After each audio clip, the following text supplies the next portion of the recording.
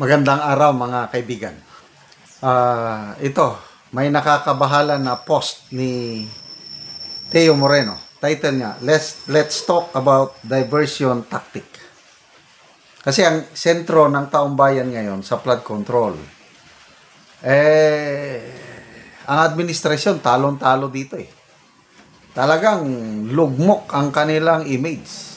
So ito, parang lumalabas diversion tactic para ang focus ng taong bayan mapunta sa iba. Ano ito?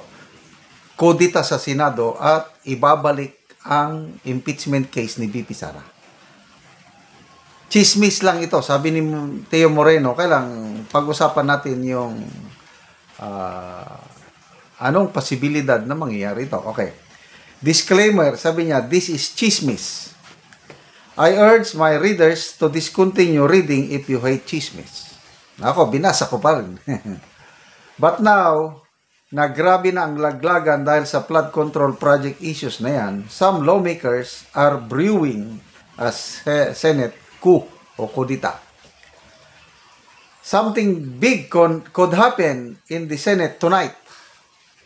Accordingly, there are talks of a Senate coup with the Villar group reportedly siding with the camp of former Senate President Tito Soto. If this shift happens, here's the possible lineup supporting Soto. 2 Villar senators, 2 Tolfo brothers, Senator Win Gatchalian, Senator Kiko Pangilinan and Senator Bam Aquino, Senator Lito Lapid, and 5 minority senators. So, yung binanggit na yan equals 13. 13 majority number, pwede nang palitan ang Senate President. Okay. This is a strong block that could be enough to change the Senate leadership. If Soto regains the Senate presidency, one of his first moves is expected to be the revival of impeachment cases that were previously shelved.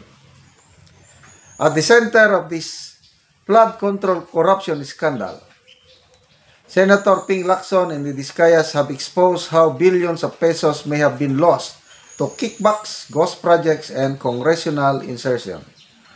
But instead of addressing the issue, chismis suggests that Palace wants impeachment revive as a distraction.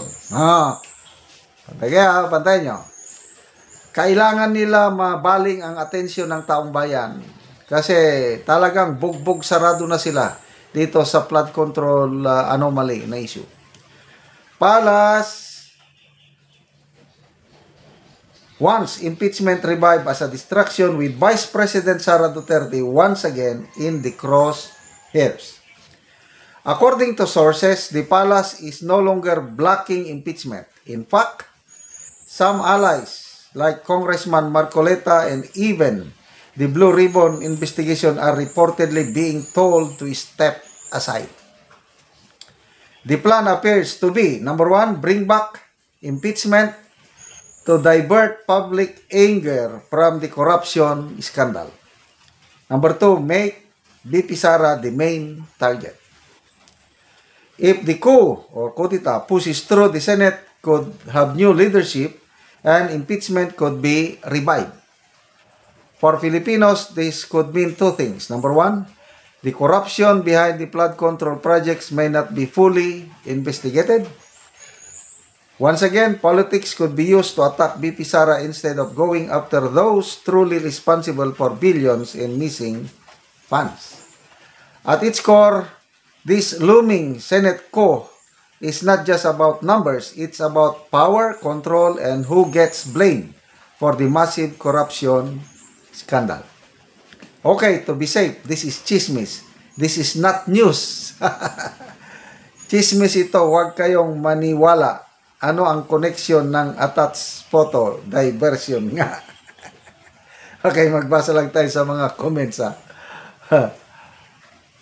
Marlon Baldado, it's safer if Subiri will instead be the Senate President. This is not chismis, I guess. Yan.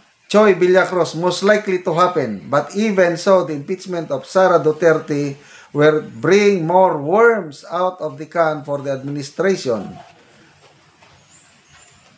Rose Tinaw, magmukha na silang dua, parehong mga moves. Lily, nagkatotoo ang chismis. Bernel Rivelo, it's just a matter of time.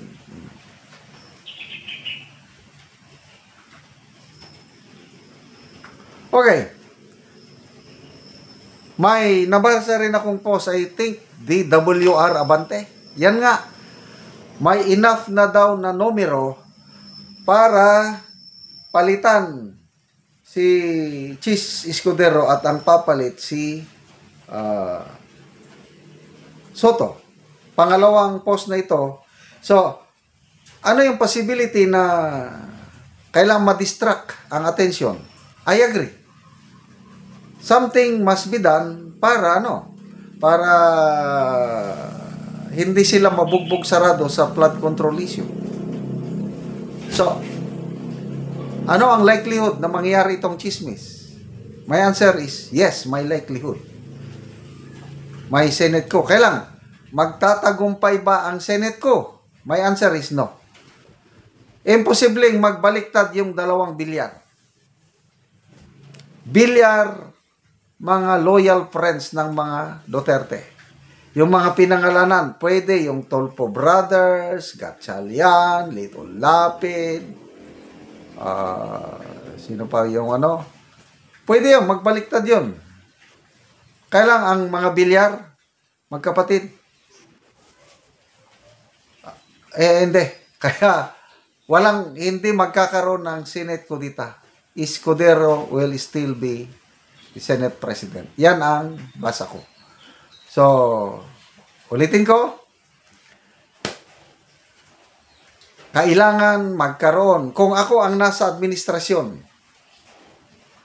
ako ang advisor ng Pangulo, kailangan kong gagawa ng distraction o diversionary tactic. At pwede ito, diversion Senate ko, para ma-revive ang impeachment at ang pag-usapan ulit si VP Sara. Kasi ngayon, tahimik na si VP Sara. Puros flood control na lang. So, kayo, anong tingin nyo sa chismis na ito? Okay, mga kaibigan, salamat sa inyong pagsubaybay sa ating channel. Nakakatulong kayo ng malaki sa tribong Talandig ng Bukidnon dahil ang sweldo natin sa channel na ito is pantulong sa tribo. Namimigay tayo ng mga libreng yero at pako para ang tribo makapagpatayo ng mas maayos na tahanan.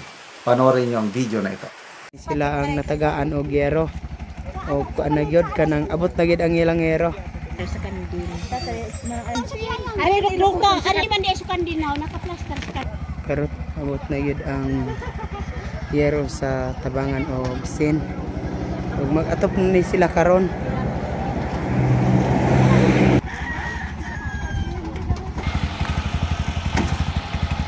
Og sa atin na gid magdala sa iyahang yero.